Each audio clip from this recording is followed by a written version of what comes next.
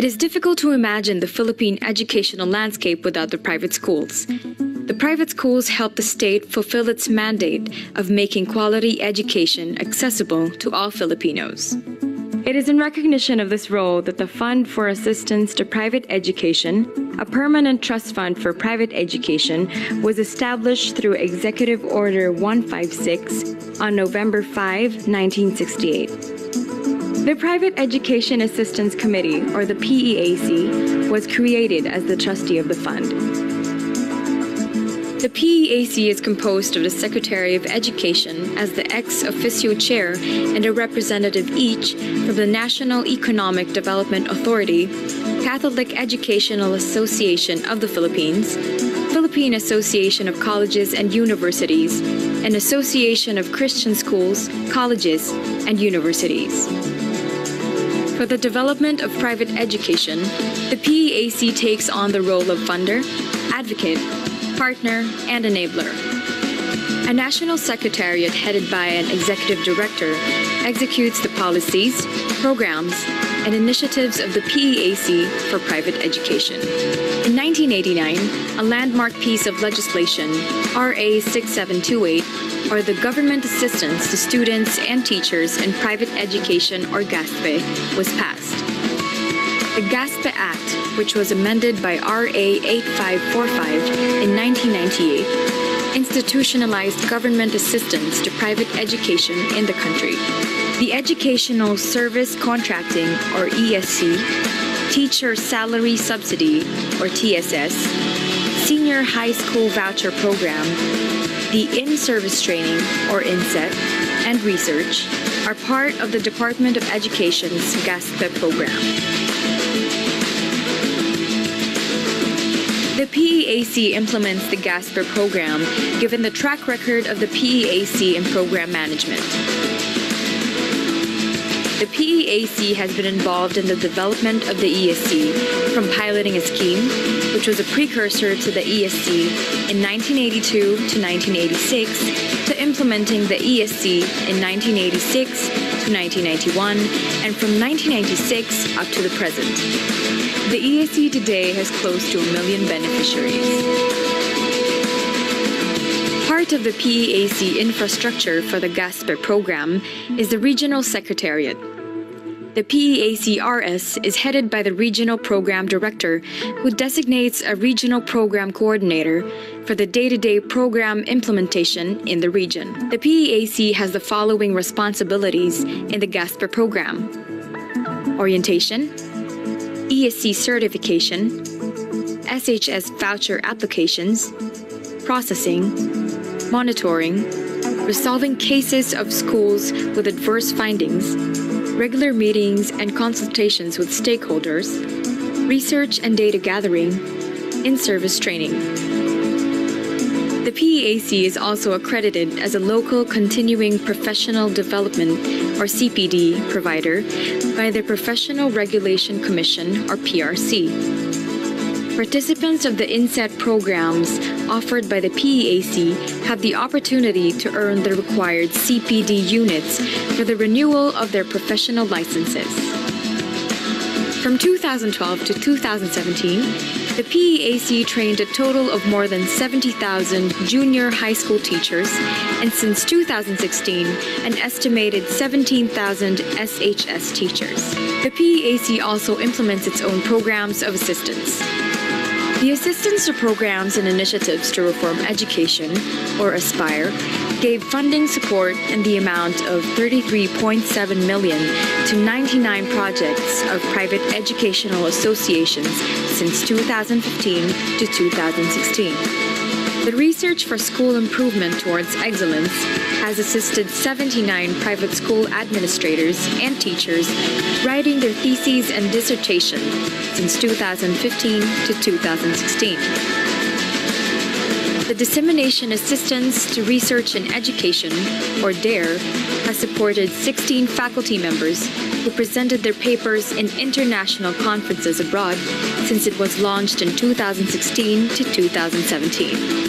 The Philippine Education Research Journal is an online resource for decision makers, policymakers, and practitioners in education. Its editorial board consists of highly respected educators and researchers. The Philippine Education Conference is an opportunity for school administrators and teachers to learn from educational leaders and experts here and abroad as they discuss educational issues, concerns, trends, and innovations. Recognizing the inherent strengths of the private schools in achieving excellence in Philippine education, the PEAC is committed to promoting private education as an integral part of our educational system.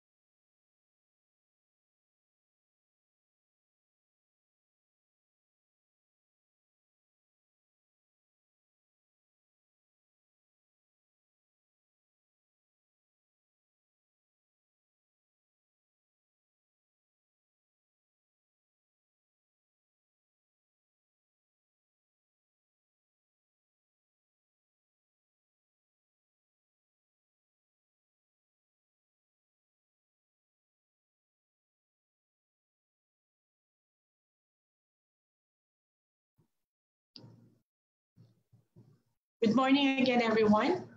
I am May Malanda of the PAC National Secretariat. Welcome to this morning's webinar on teaching senior high school course subjects in a flexible class. This program is part of the pre-opening activities and interventions of the PAC to assist private schools in their recovery and readiness of operations for school year 2020-2021 amidst the COVID-19 pandemic. Today's session is the second part of the series of webinar for senior high school, which aims to coach teachers in providing flexible learning in core subjects of senior high. Today's main speaker is a specialist in curriculum development, education management and administration, research and data analysis, monitoring, evaluation, and facilitation. She graduated with a degree in Bachelor of Secondary Education, major in mathematics from Ateneo de Davao University, a Master of Arts in Teaching Mathematics from the University of the Philippines, Diliman, and a PhD in Educational Management from Ateneo de Davao University. She is an accreditor of the PAASCO since 2015. Currently, she is the Academic Vice President of Ateneo de Davao University and a senior high school consultant of the Private Education Assistance Committee. Let's welcome Dr. Gina L. Montalan. Co-speaking with her today is Mr. Rex Rolla. He graduated cum laude with a degree in AB Philosophy with units in Education and Sociology from Ateneo de Davao University. He took his MA in Philosophy at Ateneo de Manila University and is currently finishing his PhD in Educational Management from Ateneo de Davao University. At present, he is a member of the Philosophy faculty and the Education faculty of the Ateneo de Davao University. He is also a PAC trainer for the in-service training for senior high school teachers. Let's welcome Mr. Rex Rolla. Morning. Dr. Gina and Sir Rex. Okay, good morning. Thank you, Ma'am May. Good morning, everyone. Welcome to the second of the series of our webinars for senior high school teachers. Our webinar this morning will be focused on the second component of our alignment framework. So for those who have attended our first webinar last June, when was that? The first webinar, no? We coach you there as to how to prepare and create your flexible learning classes. And I presented there the alignment framework. In the alignment framework, we have there 4 components. We have the why teach, we have the how to assess, how to evaluate, how to teach, and what to teach. So as I mentioned then, we are going to focus our presentation in this webinar on the second component first of our alignment framework, which is the basis of our flexible instructional delivery plan, which we call as the FIDP, the one that I presented to you in the first of our 3 series of webinars for you, our senior high school teachers. And having said that, that would mean that we are going to walk you through first on the assessment before we bring you to the house on how we are going to teach our students in a flexible class. So again, I would like to inform you that in this second series of our webinars, we're going to focus first on the assessment. It is because I want to follow with our alignment framework. Then after that, we will bring you through then on the third component, which is the teaching of our senior high school subjects in a flexible class. However, I want to inform you that in this webinar, in the 2 webinars that you will be with us this day, please do not expect that the details of the strategies and the details of the assessment activities will be provided in this webinar. Instead, you will be given the general framework of how to assess the learning of your students in your senior high school core subjects, and the framework also, the general framework on how you are supposed to teach, to instruct, to facilitate the learning of your students in a flexible learning class of a senior high school core subject. The details of this will be provided in the series of trainings or in the training that we will be providing to you, which will still be hosted by the PEAC. The details will be given in that particular training. It is because you will be with the trainers of your subject. Meaning, if you are teaching PE, you are teaching physical science, you are teaching UCSP, you are teaching PERDEV, you will be with our national trainers who will be coaching you on the details of the teaching strategies as well as assessment activities that are suited to flexible learning. So that is the flow of our webinars this day. So allow me now to share my first set of PowerPoint presentation slides to walk you through on the assessment.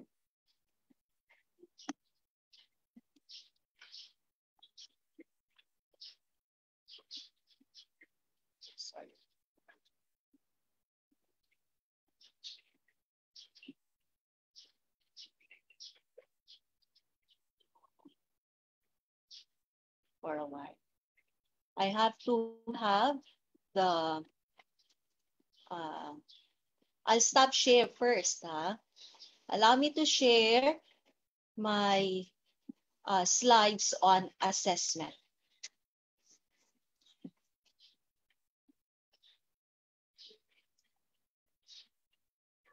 Okay, so you will be with us this morning in order for you to be coached how to assess our senior high school students or learners in their performance in flexible classes, in your flexible classes, no? In core subjects of the senior high school. So first, we have to recall that in our first webinar, you were informed that we have these 3 flexible learning options in what we call a flexible learning class. These 3 learning options are what we call the online flexible learning option, the distance flexible or the distance learning option, and the third is the blended learning option.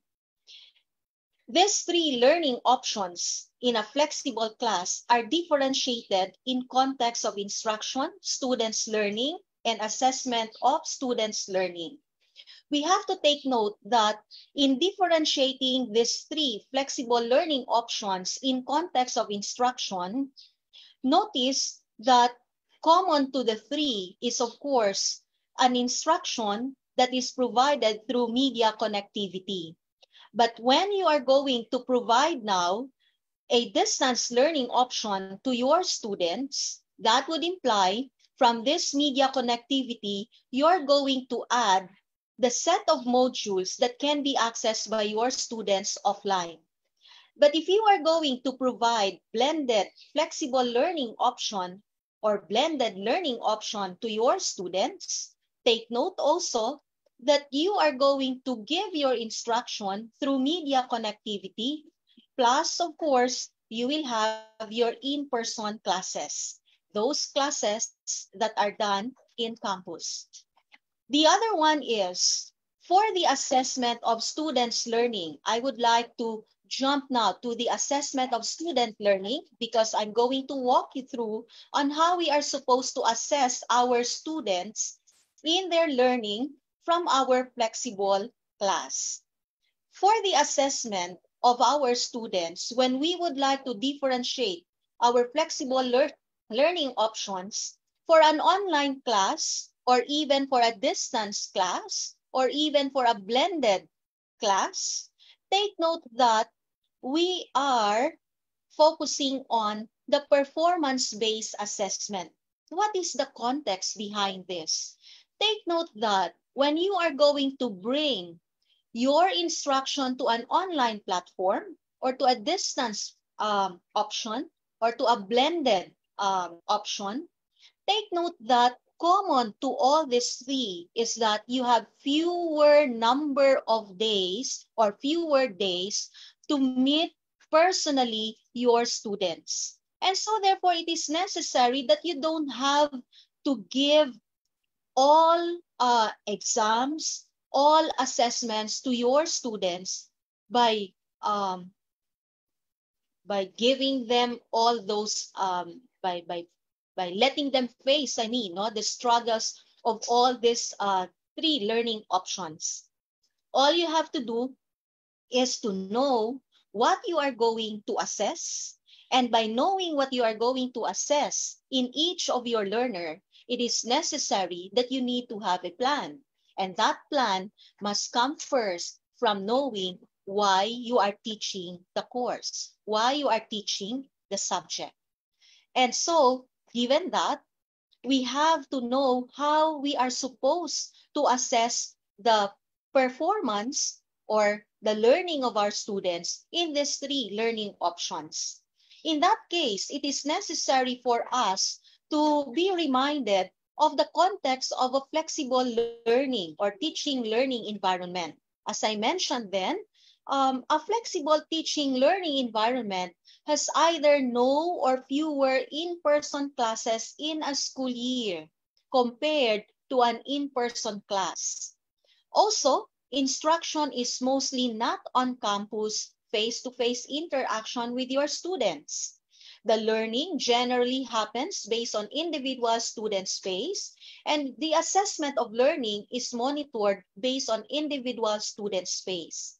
In this case, we suggested to you in our first webinar that given this observation, we have to take note that it is necessary for us to articulate our plan. And that plan must articulate first the reason in teaching your subject.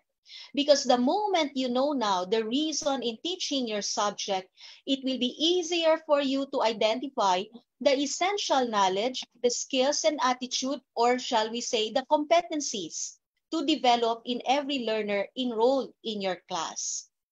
Then, when you have articulated those competencies that need to be developed in each of your learner, you will be guided as to how or as to what those topics that need to be emphasized in your class. And we call this one as our MET, the most essential topics. Once we know this now, we know what essential knowledge, skills, and attitude need to be developed in every learner. Then that brings you now to your second layer of planning, which is now the cluster of flexible assessment activities. These flexible assessment activities need to help you monitor the individual learner's pace of progress of learning. So please take note of this. Monitor. Because for me, when you are providing a flexible learning environment to your students, the first thing that you have to do is to plan for everything. And planning would mean that you can use an alignment framework to guide you in your plan.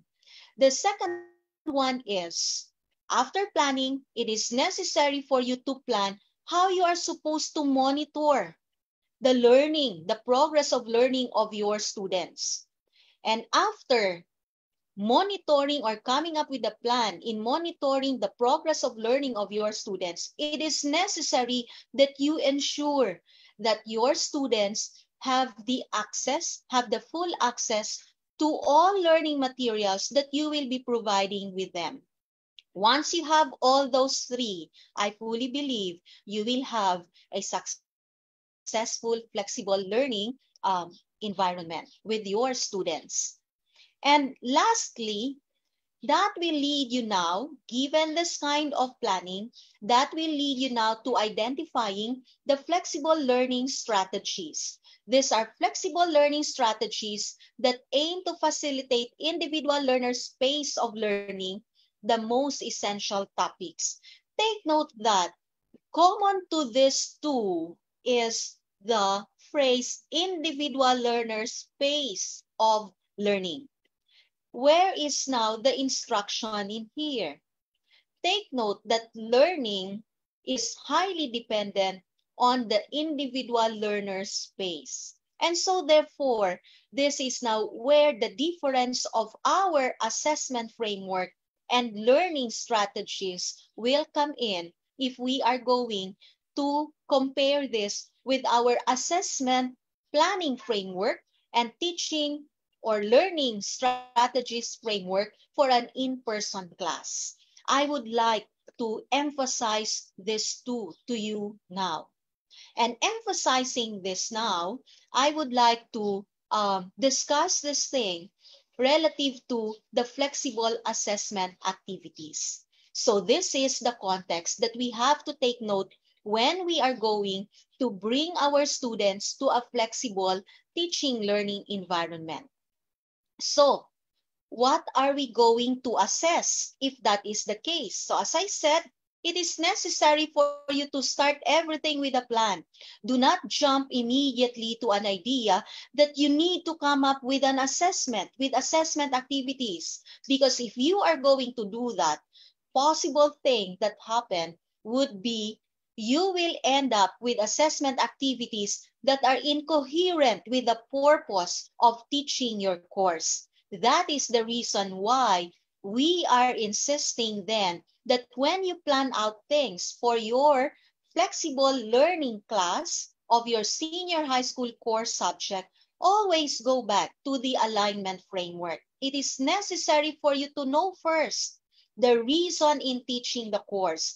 Because when you know the reason in teaching the course, you will be guided on what you are going to assess. So, what are we going to assess? First, do not forget always the K-12 program outcomes. Always remember all these skills that are being targeted by our K-12 program outcomes. Meaning, in teaching your course, whether you like it or not, one or two or three or all of this teaching or all of these skills will be targeted by your subject. You have to take note that in teaching your subject, it is possible that it is the communication skill that will be championed by your subject in dealing with your students. Or it can be the thinking skills, or it can be the technology skills, or it can be even the combination of the communication and technology. Therefore, you are going to target the communication and technology skills. And lastly, it will be maybe the problem-solving skills, or maybe all of this will be the target of your subject. So, other than that, it is also necessary for you to take note that all those skills that I have mentioned in the previous slide will be articulated in this template, in our framework that translates the alignment framework into a classroom plan, or into a class plan, which we call for this online or for this flexible learning environment as the FIDP. So those skills that I have mentioned with you earlier can be articulated on this template. Plus, of course, the skills that are being targeted by your subject relative to the discipline of your subject. For example, you're talking of the math subject. But what is the discipline of that math subject? The subject is the general mathematics. What is the discipline of that subject? The discipline is it's a mathematics subject. What is the intention of a mathematics subject? Why is it necessary to be included in any curricular program? It is necessary to be included in any curricular program because it intends to develop the critical thinking skills of the students, the reasoning abilities of the students. And so all those things need to be articulated in here. Other than that, you will be also identifying the goal in teaching your subject. Why do you need to do that? It is because, given all your degrees, you might be tempted to give everything that you learned from all those degrees to your students. But please take note that you just have to give what the students are supposed to understand in the context of their year level. Therefore, it is necessary for you to articulate what's the goal in teaching your subject in that particular year level, so you would know which of those things that you've learned about your subject will be shared to your students. Then, from there, you will be guided in identifying the culminating performance standard. This is the thing that you would like to see in each of your students after they have learned things from you in your class. And this need to be translated in a performance task. And of course, because all these things are now clear to you, you will now be guided on identifying the essential topics, the most essential topics that you have to share to your students. And in the context of flexible learning environment, these most essential topics can be provided to them in three options. One, in online option. Two, in distance learning option. And third, in the blended learning option. And if this is how we are supposed to provide these essential topics to our students in three options, the question now is, how are we going also to assess the learnings of our students from these three options? And as I said, that is the thing that we are going to focus on this morning in our webinar. But before that, allow me to bring you still to the planning of our assessment activities. So in planning our assessment activities, I have to insist to you to please go back always to our alignment framework, the alignment of planned activities. From the why teach, we have here the how to assess and evaluate. So this is now the focus of our webinar this morning, instead of having the how to teach first, because I would like to bring you to this framework and to inform you how important this framework in preparing your flexible learning class. So from this second component of our alignment framework, the alignment of our planned activities, remember that in the first webinar, the SIDAM was transformed into a flexible instructional delivery plan, or which we call the FIDP. And in this FIDP, there's a column in there that is intended for the assessment. In the SIDAM, you have there the 3 classifications or the 3 activities for your assessment: the written works, the quarterly assessment, and of course your performance checks. This time for the FITP, we're going to lump all those 3 into what we call the performance checks. Therefore, your performance checks can be in the form of a written work or can be also in the form of a quarterly assessment.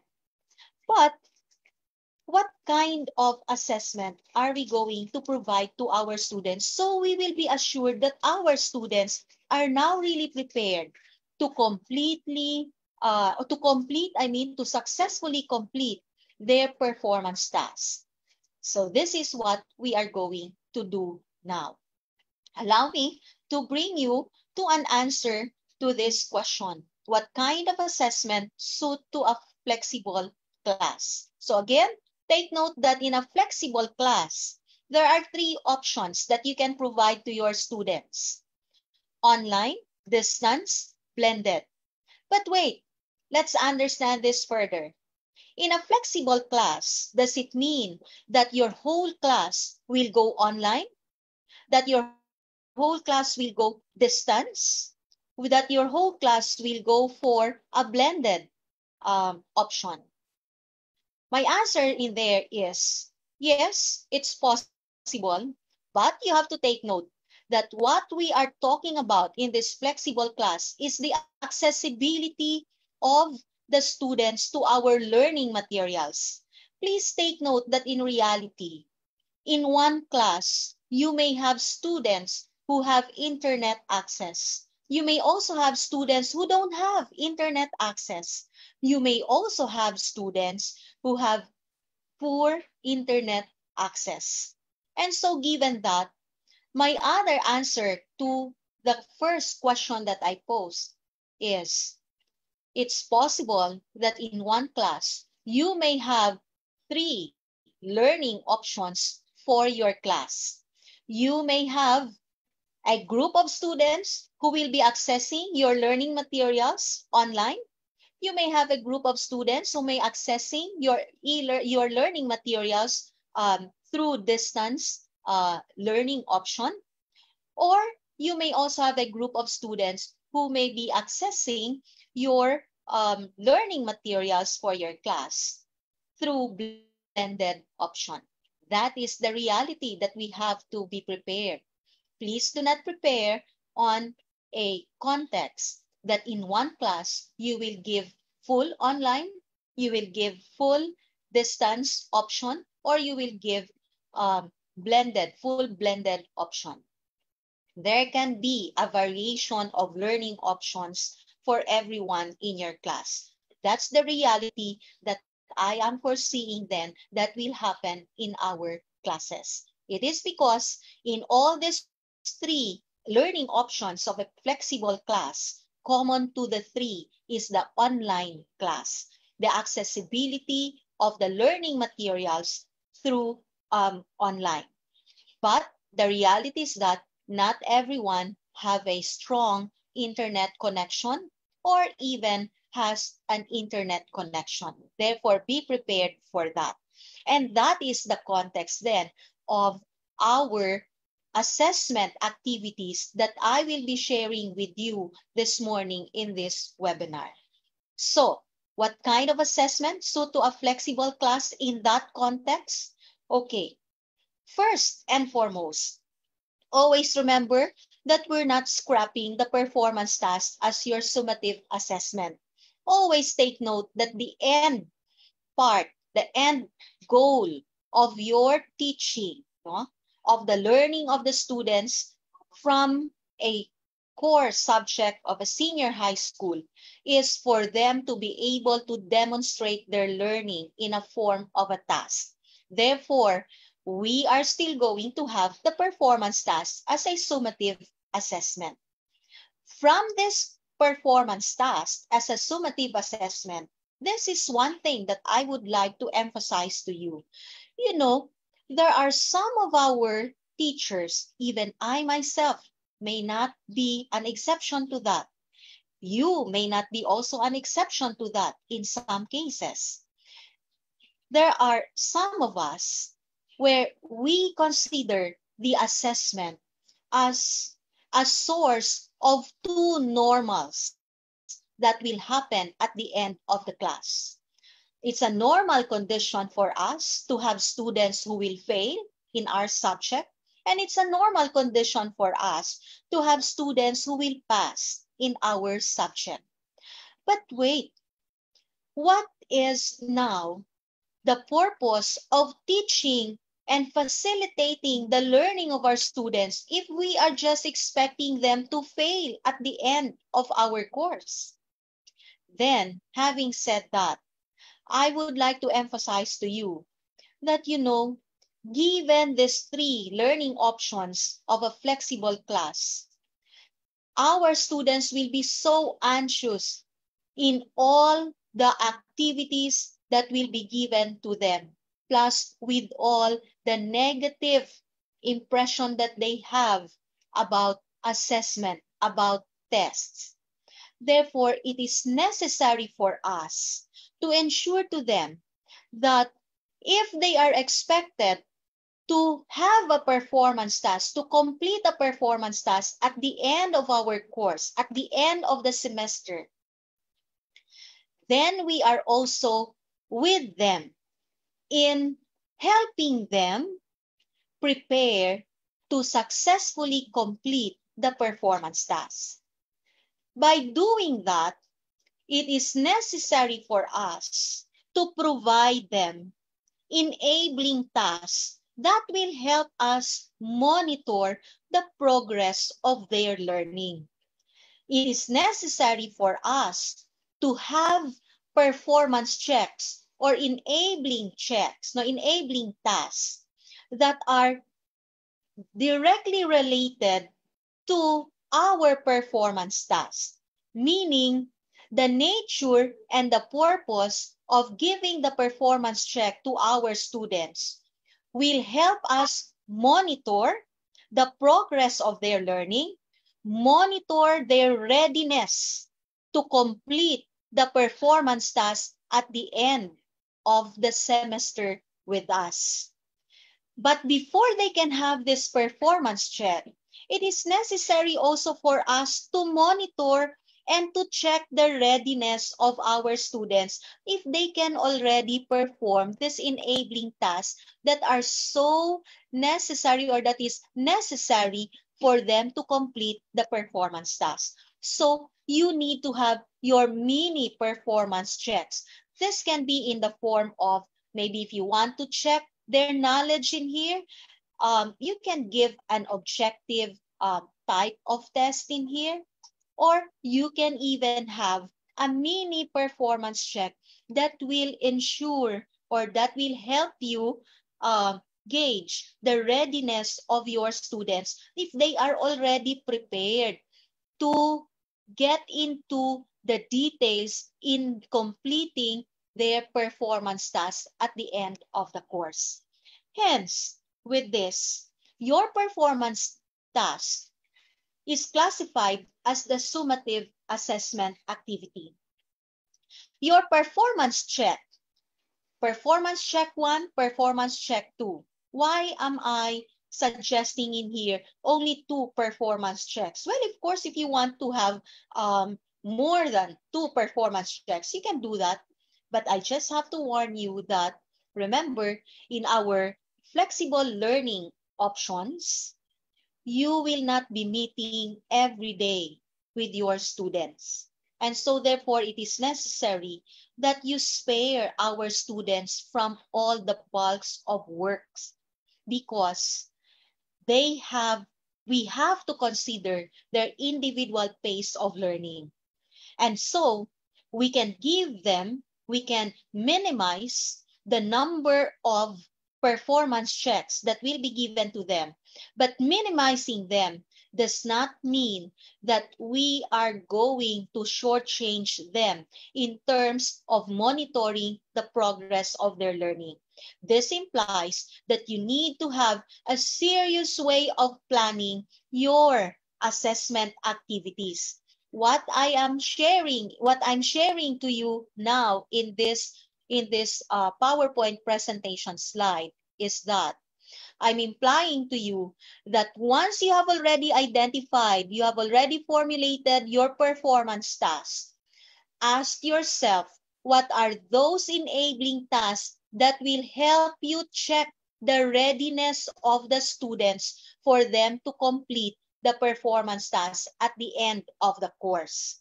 It should not be a performance check that is so far from your performance task. Coherence is the name of the game in here. Same thing with your mini performance checks.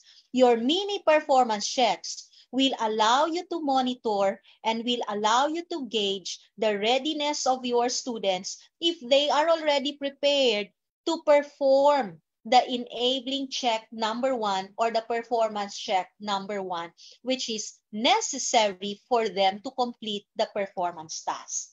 So, what if you're able to detect that they are not yet prepared to proceed to this?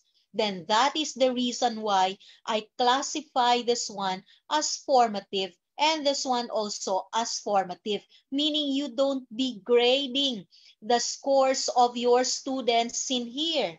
Instead, you will be using the scores of your students to identify if it is necessary for them to proceed to the next learning materials or to the learning materials of the next essential topic. So if the student failed in a mini performance check for one essential topic, then you ask the student to go back to the materials, to the learning materials of that essential topic with guide questions that will help them further their learning. If in the first attempt of accessing it, you provided them guide questions for them to learn things from the essential topic, from that essential topic, but they failed to pass the formative assessment, then provide further guide questions or additional guide questions that can further their learning, or you can even provide, you can refer them to other links of reading materials. That's what we are going to do. So here, I also put here a summative classification, because if we are going in the absence of a TO on how we are going to grade our students, if we follow our mechanism in evaluating the performance of our students, where we have 2 grading periods, and the 2 grading periods can have the quarterly assessment, then this can be your quarterly assessment, the performance check number 1 and the performance check number 2. So if you decide that the scores of the students in these performance checks will be included in grading them in your class, then you can have this incorporated with the grade that they'll get from the completion of the performance task. But here for the mini performance check, I really would like to suggest that you don't grade them in here, because number 1, you have to be considerate to your students that they are on their own in accessing your learning materials. And so studying the learning materials that you have provided to them on their own is already a taxing way for them. So instead of giving them anxiety to take the test in all these activities from your essential topics, signal them that the assessment that you have provided to them in these topics are just used to monitor the progress of their learning, so you will know how you can further assist them in completing successfully the performance tasks that will be asked from them at the end of your course, in which their grade will be based on. So this is our framework of assessment. in a flexible learning environment. So coming from that, as I said, we are not going to scrap the performance task. That will serve as our point of reference after knowing the reasons in teaching our subject. The second one is coming from this framework of assessment. For the performance checks and the mini performance checks, it is necessary for you to take note that we can make use of this strategy in providing assessment to our students.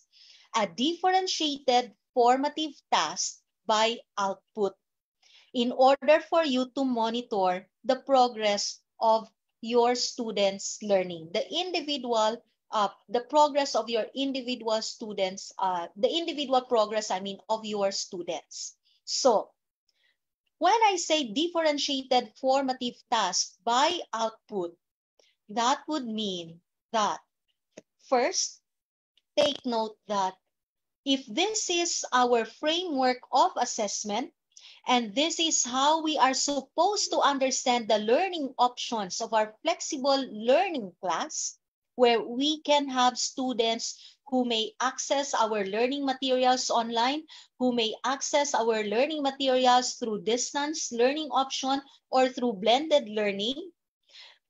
Pairing or putting these two together will lead us now to this. This is now what we call a sample of a differentiated task by output for an online class, for a distance class, or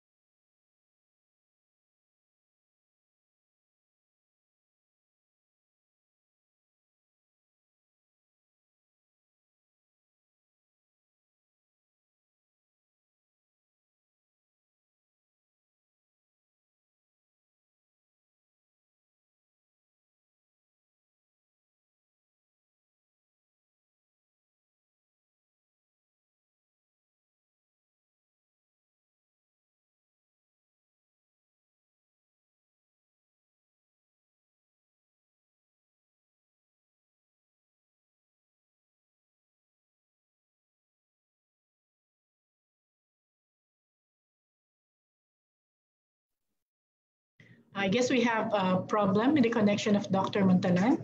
We will be back after a while.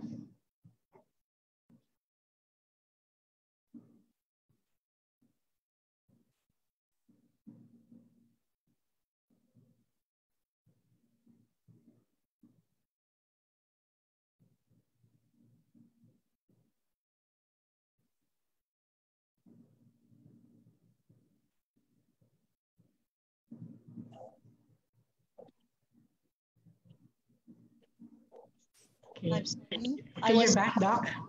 Yeah, I'm back. I'm sorry for the connection. It's okay. Okay, I'm back. Okay, can you see now my screen?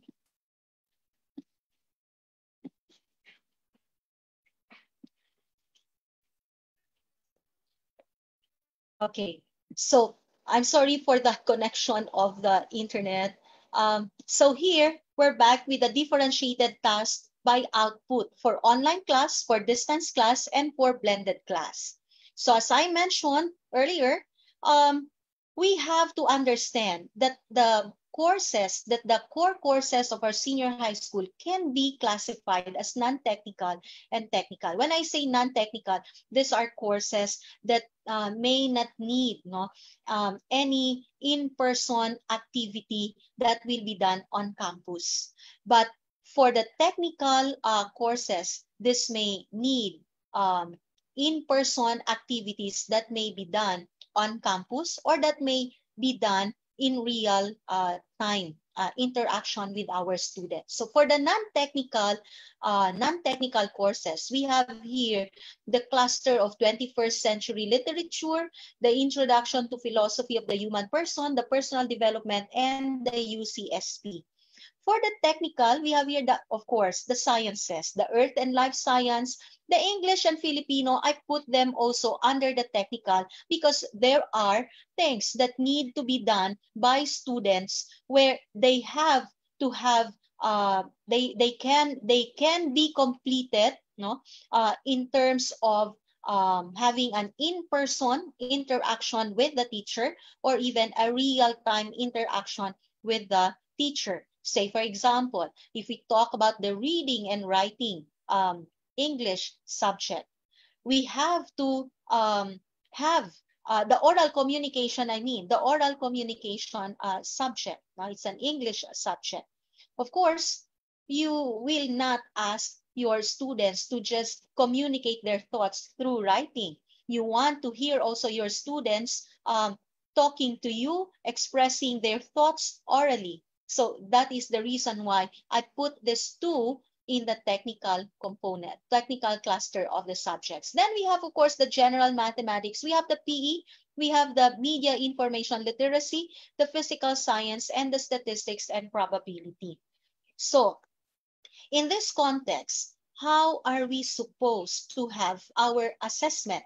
So as I said, coming from the performance task, you need to plan. You need to come up with a performance check that will help you gauge the readiness of your students to complete the performance task at the end of the semester. And at the same time, you need to come up with mini performance checks in the form of formative assessment activities to gauge the readiness of the students to complete the performance check at the end of the grading period, where this performance check is necessary for the completion of a performance task, engaging the capability and the readiness of the students in successfully completing the performance task. So, allow me to give you one sample of a differentiated task by output, meaning you can ask for one output, but your students may choose a different task in coming up with that output. Why am I suggesting this framework of assessment to you? Imagine if you have 50 students in a class and you are going, and in our flexible learning class, you expect that there are students who will be accessing your materials online. There will be students who will be accessing your materials through distance mode of learning, or even the blended option. In this case, in terms of the assessment, you can just come up with, you can just identify one output that will be asked from them, but you allow them to have a differentiated task for this in coming up with the output. In that way, you are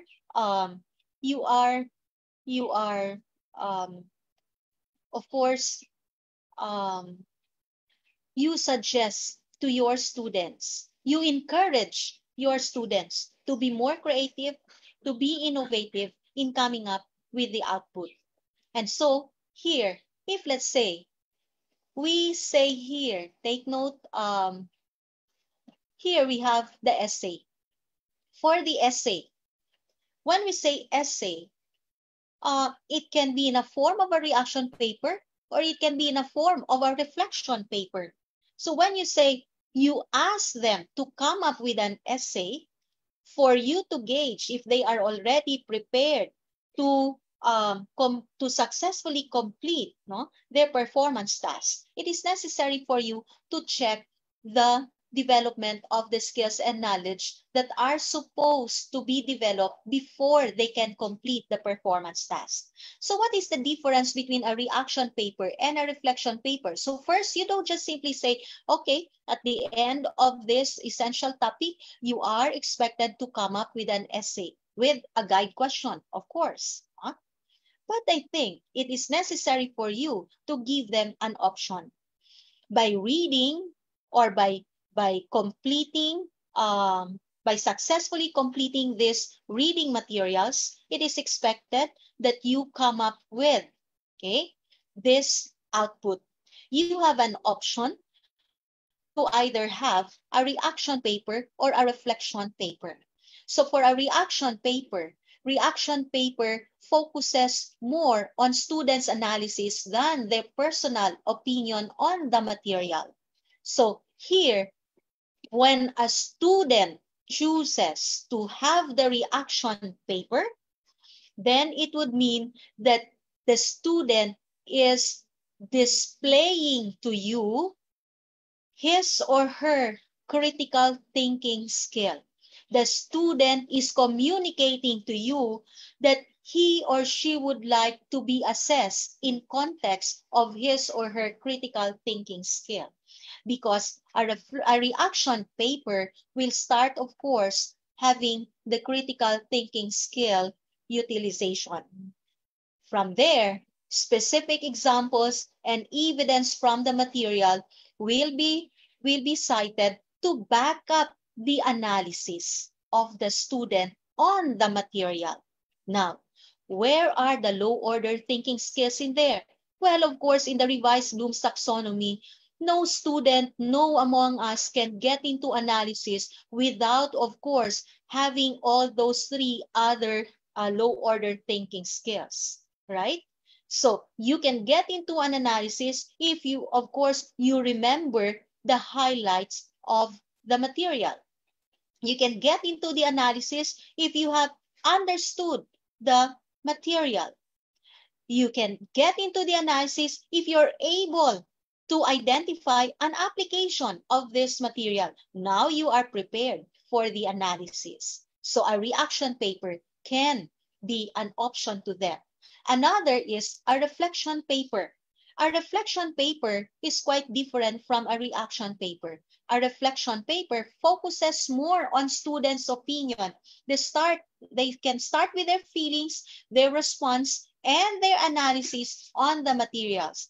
Their feelings about the material, the highlights of the material, their response about the highlights of their materials, then their analysis. But this is, of course, paired with their personal approach of doing it by coming or by going back to their personal experience, meaning relating the highlights that they have identified from the material with their own experience. So you see the difference in there between the two. That is a sample of a differentiated task by output. You identify an output of an essay output, but it can be in a form of differentiated task. How about for your performance check, the PC1 or the PC2?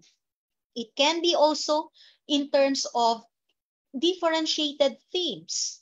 You can ask them to come up with a performance-based performance check, but in differentiated themes. Will you be the one who will be giving them the theme? Well, yes, you can give them the theme to them, the options, the choices of the themes, or it's good that it will be them who will be identifying it. Because as I said, in this assessment strategy that I am suggesting to you, we would like to develop the creativity and the innovativeness of our students. Then you can also ask them to come up with a portfolio.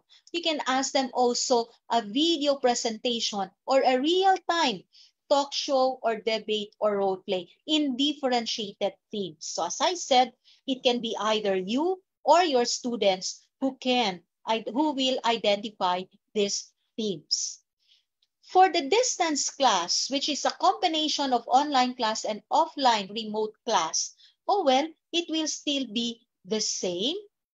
They have the option to forward their outputs to you online, or they can have also an option of sending their outputs to you through mail. Or when we say through mail, it can be a recorded output through a USB drive or USB flash disk. or it can be also a written, no? A written document. Then same thing for your PC. Same. Here, take note that this is real time. This one is recorded. When we say recorded, as I mentioned, it can be in a form of, it can be saved through a USB, or it can be also done, of course, well, I don't know if we still have tapes now. We don't have that. So it will just be not the USB. Same thing with our video presentation. But the portfolio can be sent to us either through a soft copy from a USB or also a hard copy. But again, always take note in differentiated themes. So give them the freedom to be more creative in coming up with an output. The same thing for your blended class, the online class plus the in-person class. But here, we now have an in-person talk show for those who can come to class because they don't have, let's say, access to the internet, or they just really would like to come to your class, then you can have here this in-person activities. Then you can have also the portfolio, the video presentation, of course, in differentiated themes. That is for the non-technical. If you take note, what I am sharing with you in here is on the manner of providing the assessment. It is not much on what those assessment activities are. Because as I said, the details of the assessment activities and as to how to manage those details of assessment activities, those will be taken care by the training that we are going to offer to you with our national trainers. I hope we can have this training before the start of your August classes.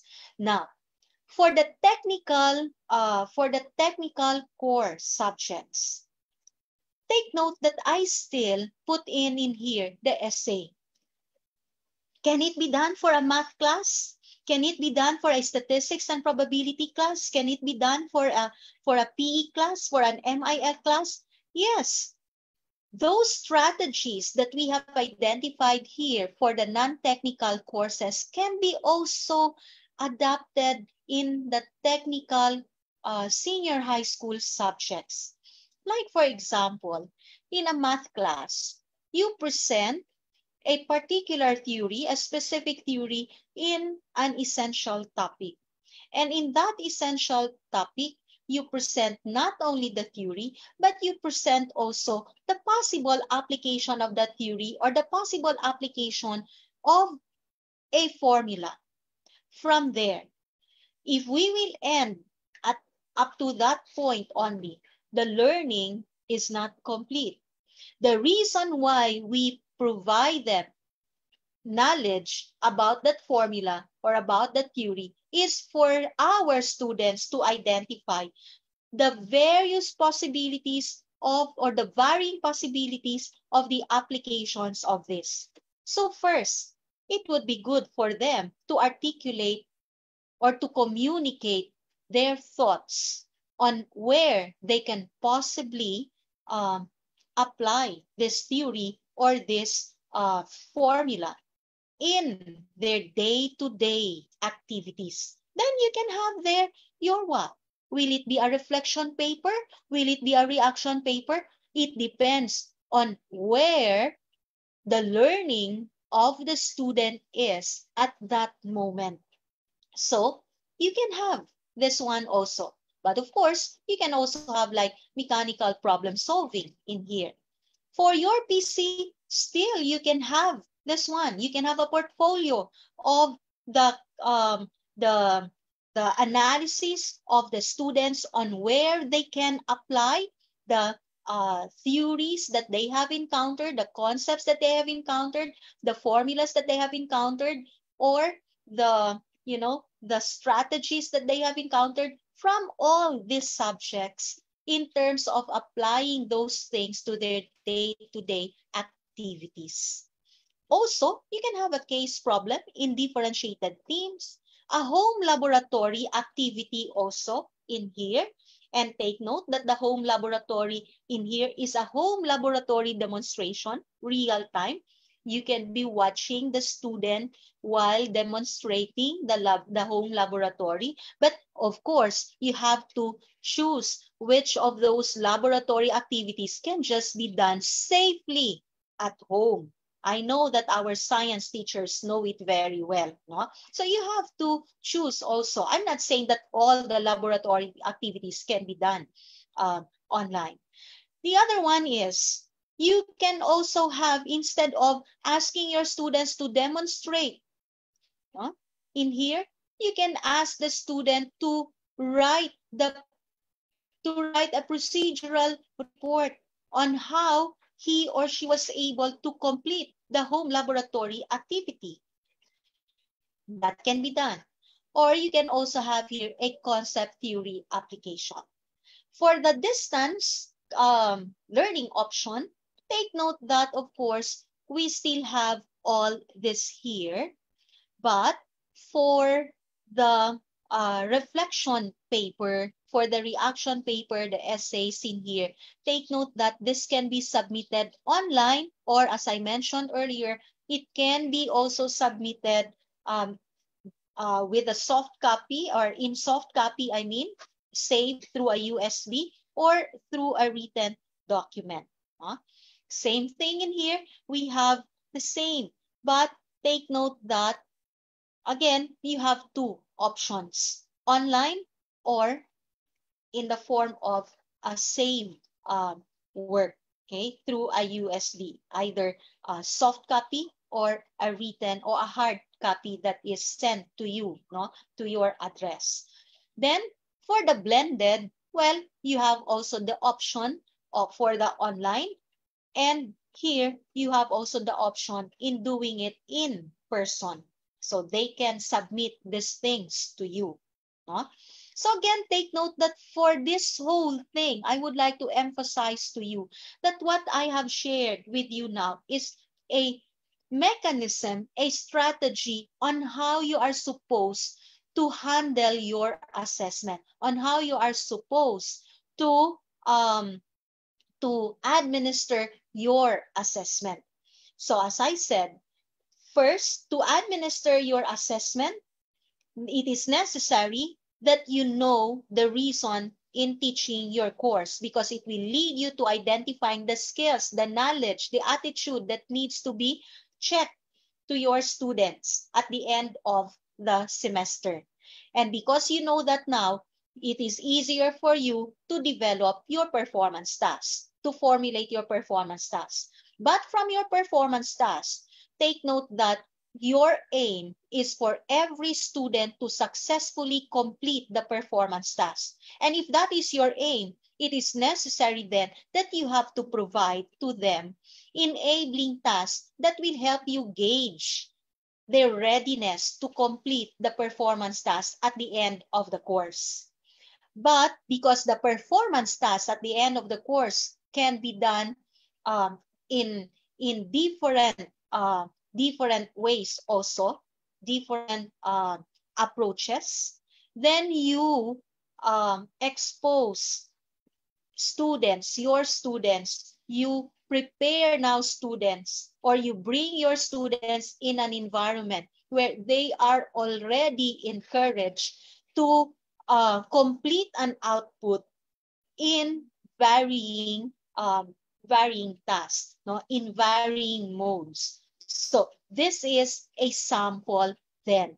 For the details of all the possible assessment activities that we'll have, and the details of all those activities, as I mentioned then, those will be given in the training that we are going to provide to you with our national trainers.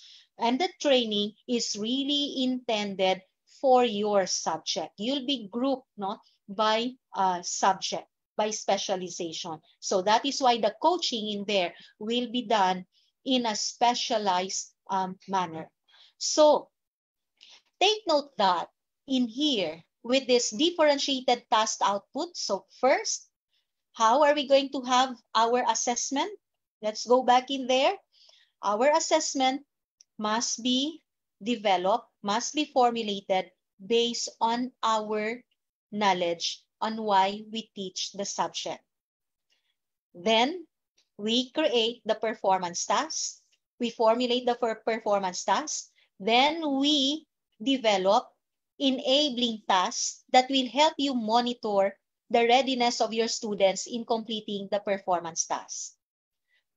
Then, in doing that, I suggest that you allow your students to be creative and innovative in completing those outputs.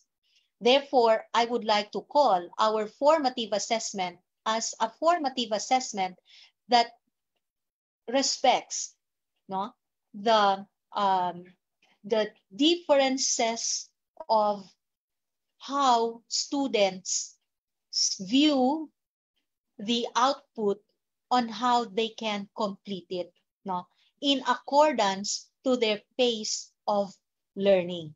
That is the reason why I put here differentiated tasks. We put here differentiated tasks. It is in respect with the individual pace of learning of our students. We cannot force our students to immediately get into the reaction paper because not everyone are prepared to get into this. Others are only here. Or if, let's say, I'm not saying that a reflection paper is lower than a reaction paper. It depends on the pace of learning of our students. So that is what we are saying then in this assessment webinar. We are coaching you that in planning things, you have to view your assessment in this manner. Your formative assessment is intended, or formative assessments are intended to gauge the readiness of your students to successfully complete the summative performance task. Now, let's go back to the reason in teaching our subject. We said, if this is how we are supposed to assess our students, are we then assessing our students on the skills that we are supposed to develop in them? Well, in here, take note that all this are actually capturing what we call communication skills. Is communication skill being targeted in here? Yes. How about the communication and technology skills? Yes. How about the problem-solving skills? Yes. Especially when they are going to identify a particular theme for their portfolio or for their video presentation. When they identify a theme, it is presumed that they are trying to convey us, to convey the teacher, to convey you on a certain thing that they would like to address in that presentation. So it's still problem solving. The third one is, how about the thinking skills? Of course, they have there also the thinking skills. Take a look on this. They will not be able to comply all these things if they will not be using their thinking skills. And lastly, how about the combination of the communication and technology skills? Well, of course, I think that skill is highly evidenced by this combination of assessment activities by using the differentiated task by output framework. Now, take note in here that we have here for the three learning options of our flexible learning environment. Take note that common to the three is online. So because common to three is online, when we know already that this is how we can possibly have our assessment in our classes using this framework, using the alignment framework, and using the differentiated task by output strategy, the question now is, how am I going to upload my questions, How am I going to monitor the outputs of my students if there are students who who will opt for an online option? How will I upload this? Because for the offline remote, oh well, you can just send it to their addresses. And for the in-person, of course, you can have that in your classes, no, in school. But what is difficult in here is the online. How will the questions be uploaded? How will the outputs of the students be monitored? How do we monitor the progress of learning of our students from these assessment activities? Then that is the reason why I still invited my partner in the first webinar, Mr. Rex Rolla, in this second webinar. It is because he was the one who journeyed with you with the Google Classroom. The reason why we shared with you the Google Classroom in the first webinar, of course, we know that there are still other learning management systems that you can use. But we shared with you the utilization of the Google Classroom. It is because the Google Classroom can be accessed freely. So even when you still don't have the infrastructure to have the infrastructure for the online, but you have already students who would like to access your learning materials online, then we provided you the utilization of the Google Classroom.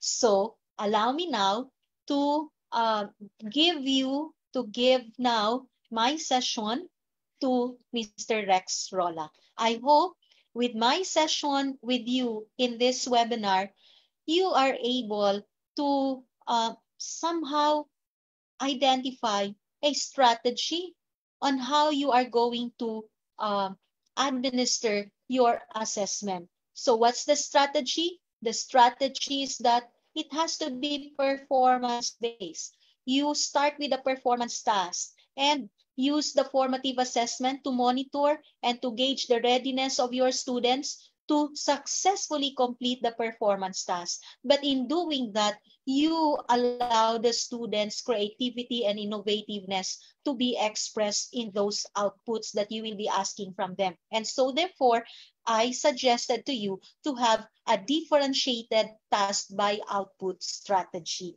And this is one sample of it. Thank you and good morning. So Sir Rex Rolla, it's now your turn. Thank you, Dr. Montalan. So my task here is to make sure that what Doc Gina said is possible happens. Okay. Let me share with you my screen.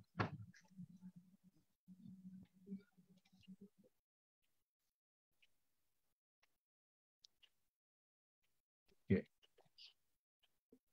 We started last week with the Google Classroom because, as we said, it's one of the really freely available learning management systems around. You can use it with your Google accounts and you can have all these privileges already. You see, the Google Classroom is where both teachers and students can meet online and share the lessons. My task here today is simply to demonstrate how the things that Doc Gina said are necessary, like the performance tasks as assessments, can be delivered in Google Classroom, and how students can submit their tasks for assessments. Let me begin with just this. My discipline is philosophy, so I will be using the senior high school course subject, Introduction to Philosophy of the Human Person. And then I will focus on the following tasks. So there is the first quarter assessment, which really is half of the performance task for the whole course. And then this first quarter assessment will be subdivided, it will be enabled by 4 performance checks. Let's look first at this first quarter assessment, just so that we have an idea on what we are preparing our students for. Okay.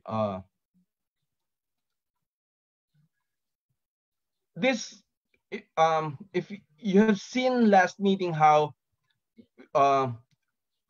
the philosophy performance task is really about writing, but it's also really the kind of writing where they demonstrate a particular way of seeing the world. And so we said, okay, let's ask our students to do a reflection, a philosophical reflection, and then we'll ask them to do that by way of an essay, okay, a letter to the editor submitted online with all the rubrics. But let's not focus on that now. Instead, let us look at how students get prepared for those assessment. Let's look at the performance checks. One of the ways in which we can deliver to the students the assignment, the assessment activity, is by creating really an assignment. When we create an assignment, this is what happens. Okay, you are given this. Let's not focus too much on the content, but on the form. It's important that we label the assignment so that it won't be confusing to both teacher and students. So in this case, I labeled it Unit 1 Performance Check. And then I give the instructions on what to do in this assignment. Even though Google Classroom considers the giving of instructions optional, in online classes, especially when students cannot be fully online, it is important that our instructions are given and that they are clear, okay? So that students can do the activities even without us being present before them. So as much as possible, we tell them not just what to do or how to do it, but also why it is done. So in this case, for example, I started the instructions by reminding them what this assessment is all about and what kind of competency is being being assessed in this activity. And then I tell them, I give them the scenario, I give them the role, the task that they need to perform. In this case, okay, I said, okay, pick a social issue. And then, given that social issue, and given the kind of role that you will play in relation to that, I said, okay, demonstrate your understanding of the issue by resolving as many perspectives. This is now about the assessment in relation to the content, okay, and the competency that is being developed. And then I give the basis, the standards for the grading. And then I give them the instructions. Once they are done with the activity, what will they do next? How will they submit? This is important. We never should assume that students know how to do it.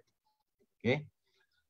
And then, okay, we offer other possibilities. If you submit earlier, they are allowed. Okay? They can receive comments.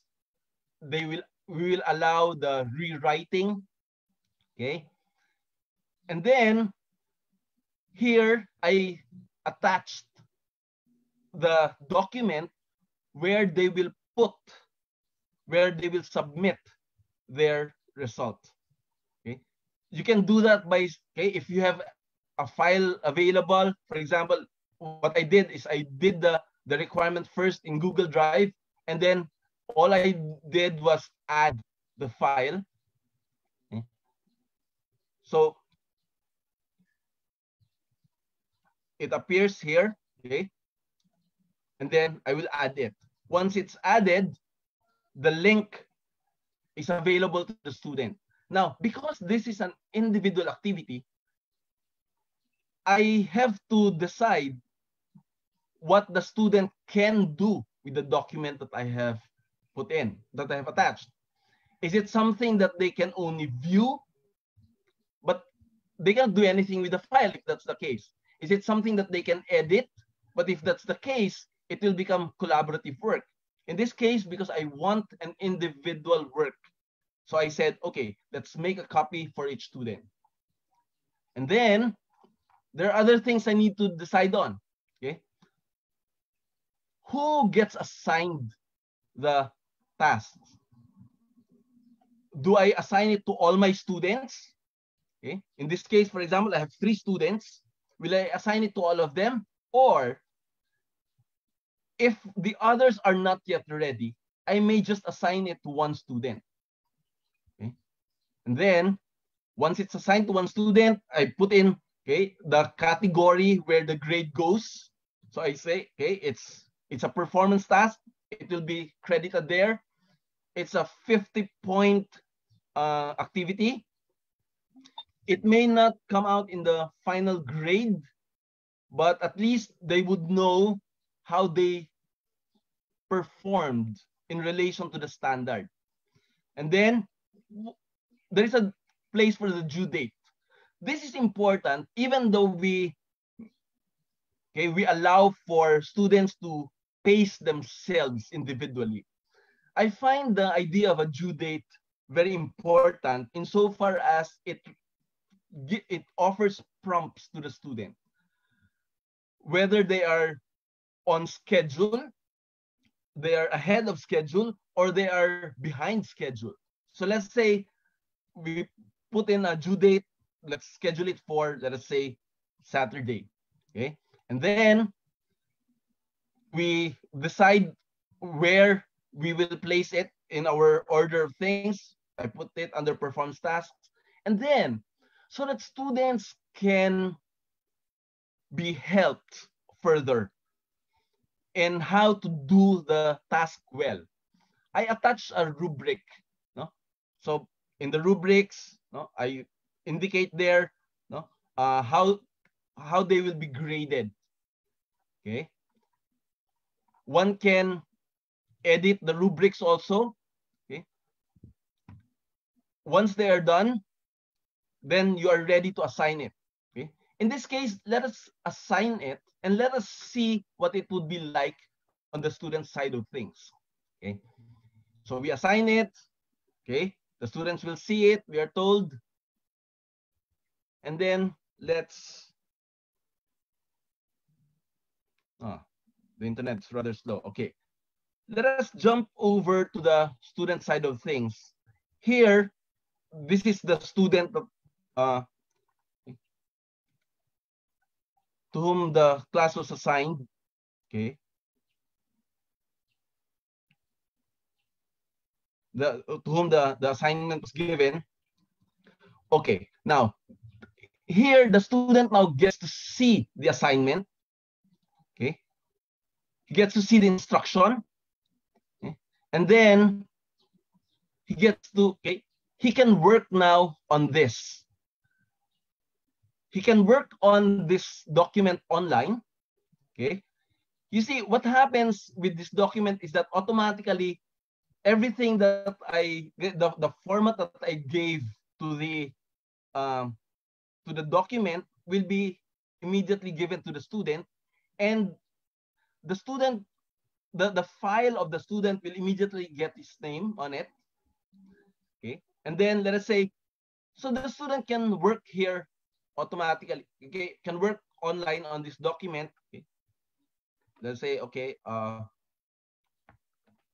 so he does that perhaps. Okay. Now, once the student is done, okay, the student can now submit the document. Okay.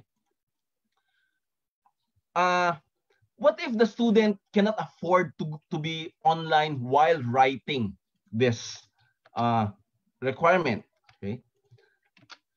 The student can download the work, and then work online.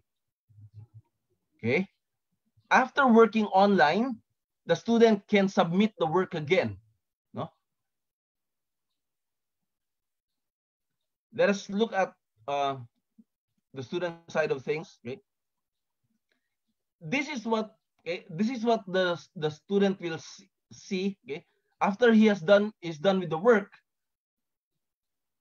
he will be asked to turn it in. Okay, to submit it. Okay. So in this case, the assignment is there. Okay, he has to check that it's there, and then he submits it. Now, what if instead of working online, he downloaded the assignment, okay, and then worked offline? What he needs to do when that happens is that he has to upload the file. So he adds it, selects the file from the device, okay, and then uploads it. Okay, when that's uploaded, then he can now submit the work. Okay, let's allow it to be finished, okay, and then he submits the work. Okay.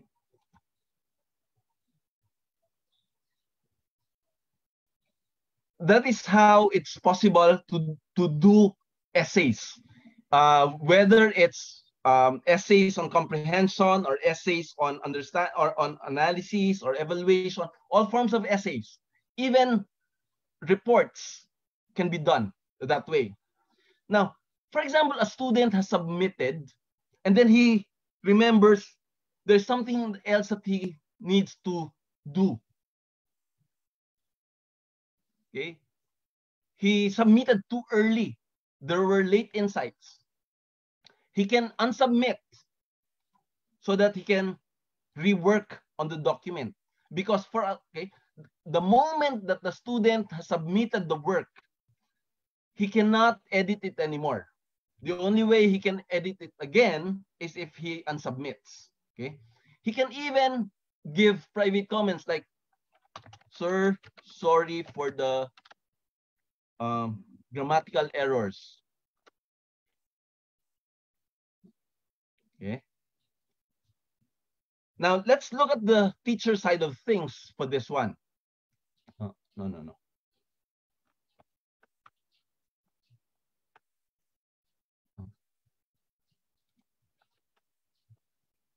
In the teacher side of things, okay, we will see, for example, this one. Here, the activity is the performance checked. And then there is the student who submitted the work. There are other students who have not been assigned the work yet. Okay.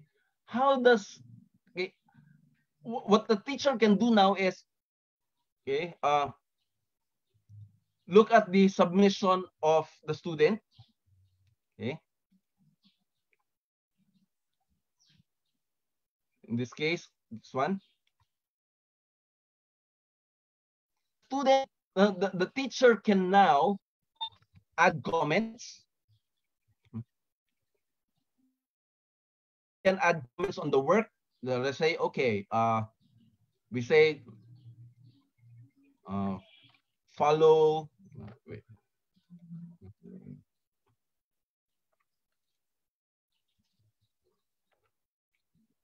So let's say, okay, no, not that.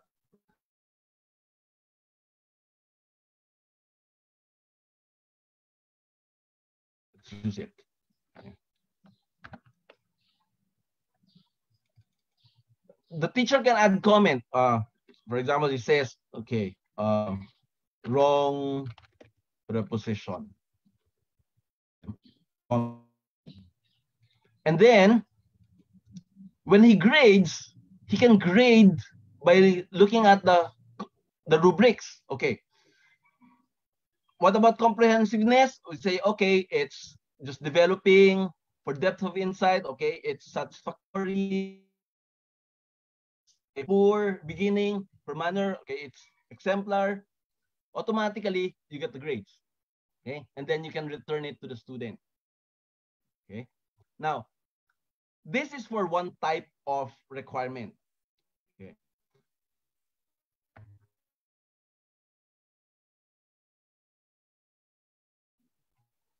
We can look at other requirements, at other ways. Okay. What about requirements where the student is not very good with writing, or perhaps you'd like to see the student do an oral presentation. Okay, so one may create another assignment where instead of attaching a document where students do the assessments in written form, they can instead do it in the oral form. This is very good for students with good online connectivity. You add the link for the class video meeting, for the Google Meet room where you can do the oral presentations. And then it is important that you do not just go to the Google Meet immediately, but instead offer it as an assignment so that the rubrics can be given for the grading. Let's assign it again. Let's say it's assigned to all the students. Let us see how that works. Here, all the students now have an opportunity to be graded. So while the Google Meet, for example, is going on, you may, okay, let us say student Christine Cunanan is doing the reporting. And so I will go to Christine Cunanan's page, and then I will say, okay, for comprehensiveness, it's satisfactory. For depth of insight, it's exemplar. For logic, it is satisfactory. For manner of presentation, it's satisfactory. Automatically, the student gets the grade while the student is reporting. Okay, this is crucial. And then we can now return the grade. Let's return the grade of Kunanan, who's done with the assignment. Okay. So not only written works, but also oral works can be done online. Okay. Now, let's try to go back. Now, what if there are students? Okay, what if it's so we've done written works, we've done oral works. It is also possible, in this case, it is possible to go for infographics, for example. No? In this case, I said, okay, the assessment is about the human person as embodied spirit. Okay, as a concerned citizen, given the issue that you have chosen in the first two assessments, I want you to analyze the impact of the issue on your household. You see, we have to be mindful of the student situation. They cannot go out, so oftentimes their laboratory is just a home. Can we do that? Can we make the home the source of all the information, for example? In this case, okay, let's say we ask them to present an infographic. Okay? And then we assign the work. Let's assign it again. Okay? When they do it, let's try to go back. Let's go back to the student. Okay. Okay. Here is the no. Let's go to the student. Wait, this one.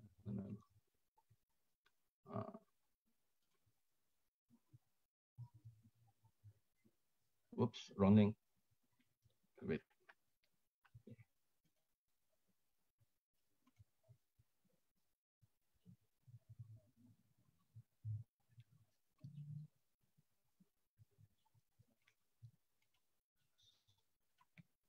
So here's the student now. with a new assignment. Okay?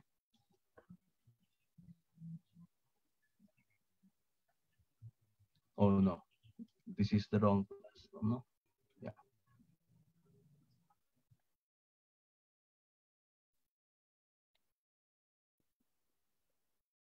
So here's the student with the assignment now. Okay, performance check, and then we say, okay, for him to be able to do it, there is no attached document. He has to do the task offline. And so what he needs to do then would be to add a file. He may have created it in his computer or in his cell phone. Now he needs to upload it. Okay? So for example, it's okay, we do that. We upload. Okay.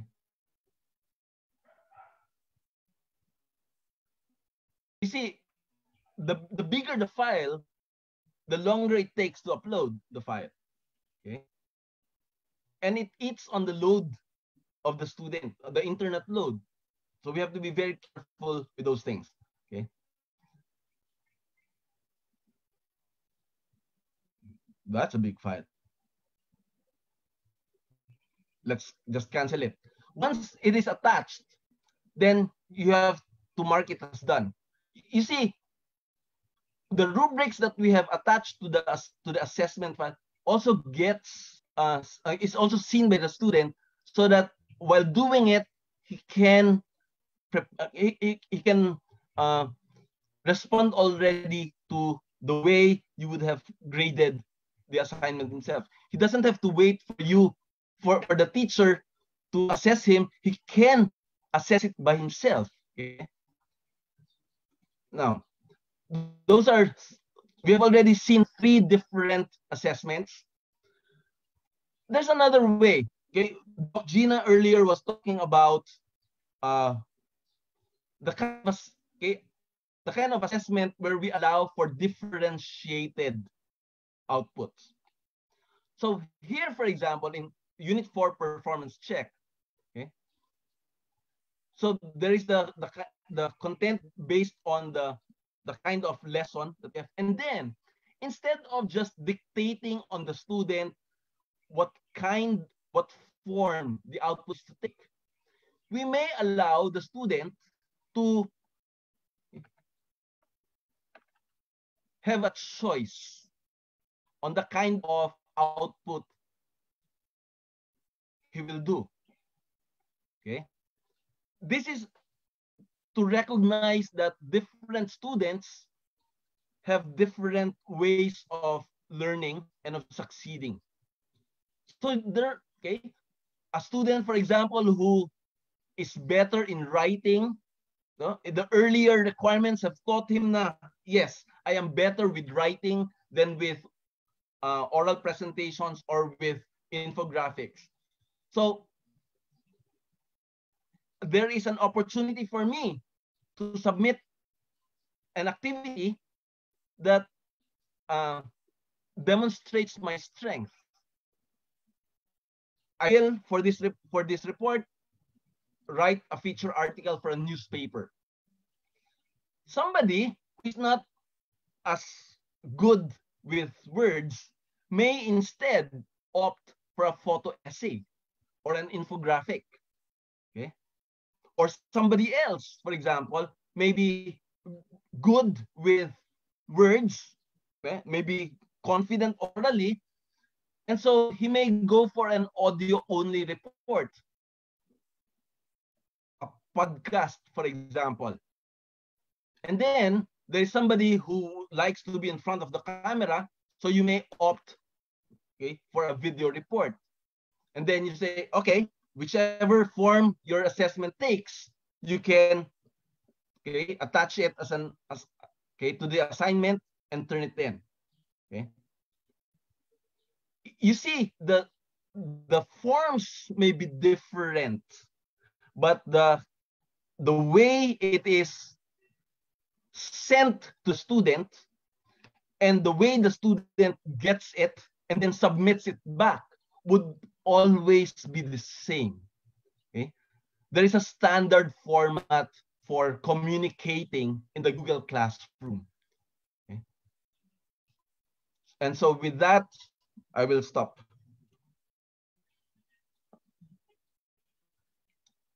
Mama Yi, I'm okay. Thank you, Sir Rex. Okay, so we may now proceed to the Q&A. Okay. For our first question, since assessments are primarily performance checks and performance tasks, how will it go in the computation of grades required by DepEd, which includes written works, quarterly assessments, and performance tasks? And in connection to that is another question. Will there be a change in the grading system when we implement the flexible class? Thank you for that question. I was anticipating that question then. If you notice, our webinar was just focused on the assessment, not on the evaluation. I don't want to get into the evaluation component because that is within the ambit of the jurisdiction of the Department of Education. As I mentioned in the first webinar that we had, pending a release of a DO on an update maybe on the computation of grades, of course, it would mean that we follow the DO number 8 in terms of computing the grades of our students. So if you notice the way the strategy was proposed to you now in this webinar, we have the performance task that is supported by the performance checks. Now, if you notice for the performance checks, we have there the performance check number 1, number 2, and I mentioned in that part of my session that the performance check 1 and performance check number 2 may represent a quarterly assessment. So your quarterly assessment in there, given the context of flexible learning, can be in the form of a performance-based assessment. Okay. The other one is for your mini performance checks. These are now your formative assessment, which I am suggesting in this webinar. However, if you feel that there is a need, or let's say based on the regulations that you have with your school, that those activities need to be graded, of course you follow what is being ordered by your superiors, no, and by DepEd. But what we are telling you is that in everything that you provide to assess the learning of your students, make sure that the assessment is intended to gauge and monitor the readiness of your students to successfully complete the performance task. So along with that, for the second question, will there be a change in the computation of the grades of our students? As I mentioned, we are not in the right position to answer that. It has to be the department that has to answer that. But I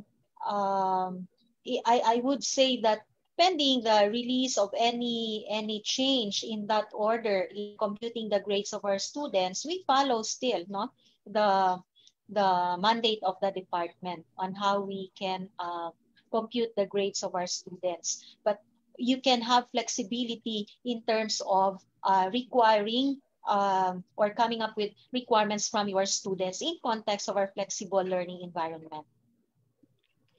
Thank you, Doc. For a second question, I guess Mr. Rolla will be able to answer this now. If we shall prepare assessment activities, bearing in mind the pace of our students, does that mean teachers will have to prepare a lot of different assessment activities for the students?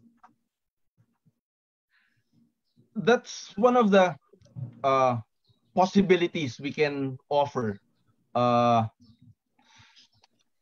We have been campaigning for differentiated learning for a long time already. Now is a good time to actually practice it. No? If we can have a collection of activities, and then upon prior assessments, we get to discover that certain students do not do well with certain assessment types. Then part of our concern as teachers would be ensuring that they succeed. And that would mean that we avoid giving them those types of assessments that we are sure the students will not succeed in. And then instead, give them other types, no, where they can do better. It may mean a lot of preparations, yes, but that's only for the beginning. No, later on we will have a bank of activities that we can make use of. Or there's another strategy. We don't have to rely completely on ourselves. What the internet has taught us is that there are so many resources available online, and people are really willing to share what they have done. And we can make use of them also, adapt them to our classes, and then just give them to everyone, no? Or in different ways. No? Okay, thank you, Sir Rex. I guess that stems from the difficulty that teachers will have to face in preparing for the new normal. Okay. For the last question, yes, ma'am. If I may add also, yeah, that is very right, Ma'am May, no, na, we have to understand that between the in-person class and the flexible learning class, this is, of course, the reality of this, okay? But if the question is on the chance of the teacher to have more preparations in providing varying assessment activities to our students. If you notice in my session also, I provided a strategy wherein you will not be tied up in coming up with or in having enough time or more time preparing for varying assessment activities, but the caveat of it is you will have also more time, no, to give in checking the outputs. Here, you can ask one output, but in different in differentiated tasks coming from your students. So in that way, you have to be prepared also that in one class, you might be checking a reflection paper, then you will be checking there a reaction paper or maybe a video presentation or what. But at least along that line, we are giving, in the class, the one who matters most are our students and the learning of our students. That is why we have to be prepared in engaging how they are able to understand, in-depth, to have an in-depth understanding on all the learning materials that we provide to them. So this is what I always say, that, in teaching really is a vocation, and it is a 99% perspiration and 1% inspiration. That is why it's not only that your time will be given much in the preparation of what to teach, but it's more on the preparation of how you are going to gauge the readiness and the progress, of learning of your students. And by doing that for just, let's say, 5 students or 6 students, I know very well that it's very it's really a challenge to a teacher. But we are teachers. We chose to become teachers, and so we accepted the challenge. And now is the most struggling moment of our profession. So we have to face it. Thank you. One point Yes, I'd sir, like to Rex. pick up from what Ma'am Gina said. Oftentimes we like to give so many assessments, but when we do that, we're still thinking in terms of in-person physical classroom arrangements. I think with this new normal, we have to start learning from the experiences of open universities and distance learning and homeschooling about about preparing modular classes where we send the lessons, the activities by bulk, so that students can stay offline more while doing the activities and stay online less, which can be very expensive. Thank you, Sir Rex. Here's another one. Could you please further explain the difference between online learning and distance learning?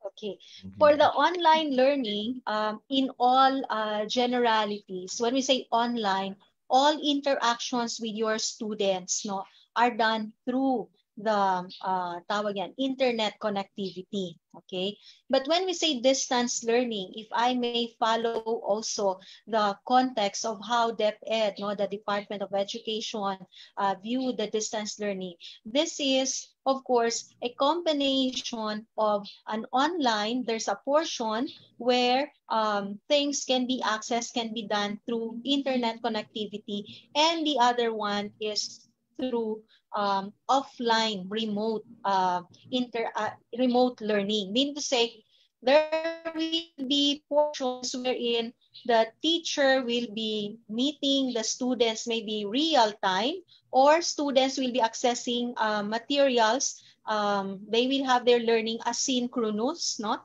Or there can be also students will be on their own reading the materials by not accessing it through the internet, maybe through modules that can be sent to them, no? And they will be accessing that. Or the other way also of understanding the distance is a pure distance learning, where it is really a remote and offline remote learning. You send all the modules to them, and then you just make follow-ups with them through maybe your cell phones, or maybe through a letter, a text message, or whatsoever like that. So that's the difference between the online and then the distance learning. But if we are going to define it the way the general community of education defines it, of course we will be confused about it because there can be varying descriptions of those. I think it would be good for us to understand it in context of our mandate here in the Philippines. Okay. I guess our viewer has been clarified with that. For those who are requesting for copies of the presentation, this will later be uploaded in the PAC website. And for those who tuned in late, or for those who missed parts of this morning's webinar, you may watch the replay in the PAC Facebook page after the webinar. Again, thank you, Doc Gina and Sir Rex. Is there anything you would like to tell our viewers before we end the webinar? Okay.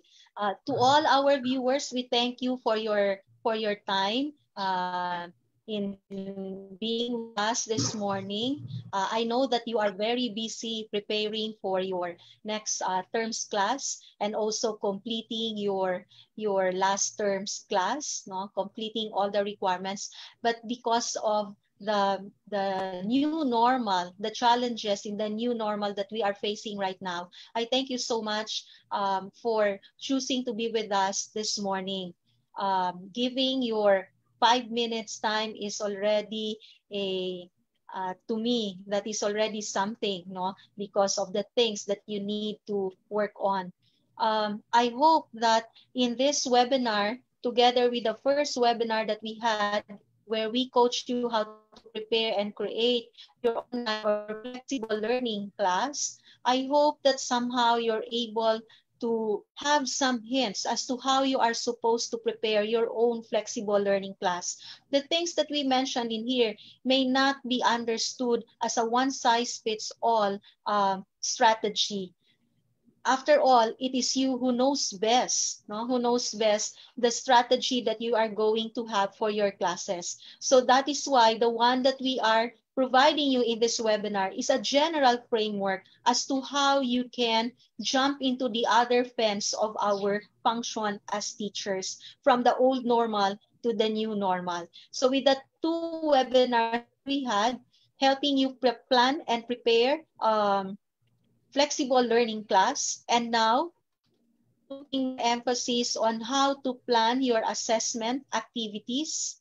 I hope we're able to help you somehow in your preparation. This afternoon, we're going to meet again, wherein we continue discussing with you the application of the alignment framework, but it will now be in the context of how you are supposed to monitor and even to facilitate the individual pace of learning of your students. So that will be the focus that we'll have this afternoon. Thank you. Sir Rex? Don't forget to join us this afternoon. That is all. Okay. Again, thank you, Doc Gina and Sir Rex. And thank you to all our viewers. Please don't forget to tune in this afternoon at 2 p.m. for the third session on assessing senior high school learners' performance in flexible classes, of course, subjects, still with Dr. Mandalan and Mr. Rex Rolla. Again, thanks again, everyone. Good afternoon.